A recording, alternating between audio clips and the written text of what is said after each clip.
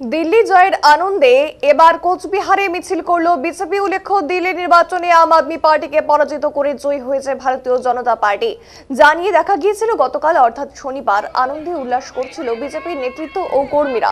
ফের আবার সেই আনন্দে কোচবিহারে মিছিল করলো বিজেপির নেতৃত্ব এবং কর্মীরা। রবিবার কোচবিহার বিজেপি কার্যালয়ে একত্রিত হয় কোচবিহারের বিজেপি কর্মীরা। সেখানে অ্যাক্টিভ মেম্বারের জন্য সমস্ত কর্মীদের ডেকেছিল বিজেপির জেলা নেতৃত্ব। তবে দিল্লিতে বিজেপি জয়ী হওয়ার আনন্দের উল্লাসে মেতেছে বিজেপির সমস্ত কর্মীরা।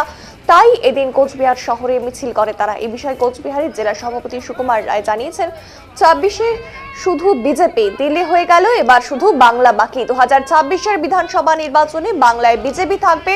তবে এই বিষয়ে তৃণমূলের জেলা সভাপতি অভিজিৎ ভৌমিক জানান, বাংলা আগামী দিনের দিল্লিতে যাবে।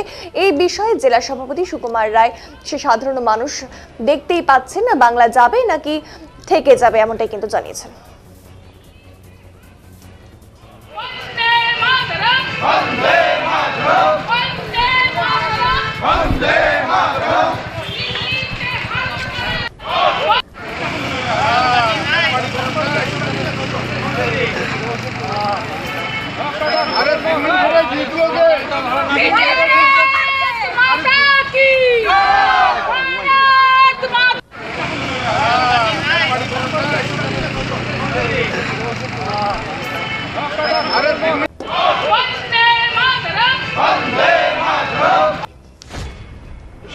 আমাদের আজকে অ্যাক্টিভ মেম্বারের জন্য সমস্ত কার্যকর্তা দেখেছিলাম।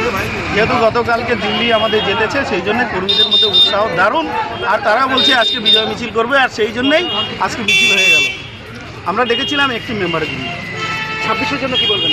২৬-এ তো বিজেপি, দিল্লিতে বিজেপি, এইবার শুধু বাংলা বাকি, বাংলায় বিজেপি ২৬। তৃণমূল জেলা সভাপতি বলছে যে বাংলায় আগামী দিনে দিল্লিতে যাবে, কি বলবেন? সে তো দেখতেই পাচ্ছে সাধারণ মানুষ, দিল্লিতে যাবে না পশ্চিমবাংলা ছাড়া হয়ে যাবে। ওই দিল্লির দিকে যেতে হবে, পশ্চিমবাংলায় থাকতে হবে না।